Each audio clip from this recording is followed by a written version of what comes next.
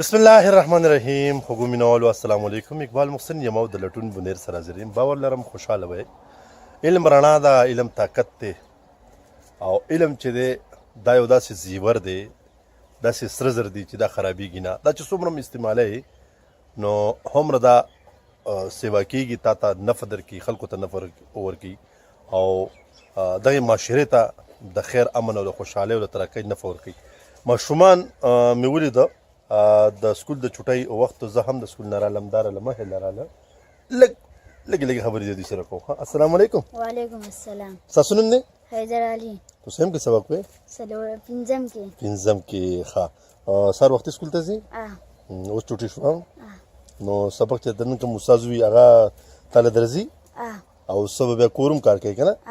شابه نه هلکه دلته یو بل ماشوم هم دی. السلام علیکم. وعلیکم السلام. ستاسو نوم دی؟ شعیب. شعیب څنګه یې ښه؟ په څلورم کې سبق وایي؟ څلورم. نن چې د استاد کوم کار وکړو هغه به درته یاد وي که نه؟ سبا چې بیا استاد صاحب تپوس کوي چې کار دې کړی که نه ته به ورته څه وایې؟ کړی مې. شابه نه دلته دا کټ ماشوم دی. ته کوم سکول کې هلکه نوم دې څه دی؟ عباسیه کې یم، نوم یې احمد سید دی. ښه دی په پرایویټ سکول کې دی. ښه سبق دې نن وي که نه؟ کور کې به هم بیا کار کوي که نه سکول که نه؟ شابه نه دلته بل ماشوم دی. السلام علیکم. ستاسو نوم دی؟ سلیمان. په تېزه باندې وایه چې مینهوالې واوري. سلیمانه څنګه یې ښه؟ په کوم سکول کې؟ های سکول کې، سرکاري سکول کې. ښه سکول ته په وخت باندې ځئ؟ څو پیسې درکوي؟ 10 روپۍ که نه؟ او هلته بیا خواږه ماږه ځان نه وخوري؟ ښه. او چې رالو شي څه دی ارمان دی چې څه جوړ شمه؟ استاد. شابه نه کچ ماشوم را سره بل دی دا دی. السلام علیکم. ښه یې؟ ته به لکه څه جوړېږي دا ښه نوم دی راته ووایه بیا په تېزه. څه د نوم دی؟ سردار علي. هلکه نوم یې ښه لوی سړی چې الله دې کامیاب لره. دلته بل هلکه ته دی خو پکې خیر ما داسې پرایویټ کس راونیسو. سکول وایې که نه؟ نن تللی وې که نه؟ ولې نه وې تللی؟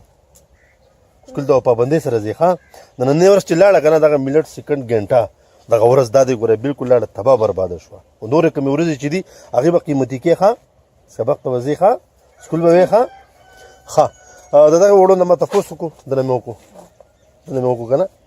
ښه ډېر زیات خوشحاله شوم چې دغه ماشومانو سبق له تلي وو، بیا ښکلي را روان وو او بیا دا هم وویل چې کوم کار چې مونږ ته حواله کړی شوی دی هغه به مونږ کوو انشاءالله.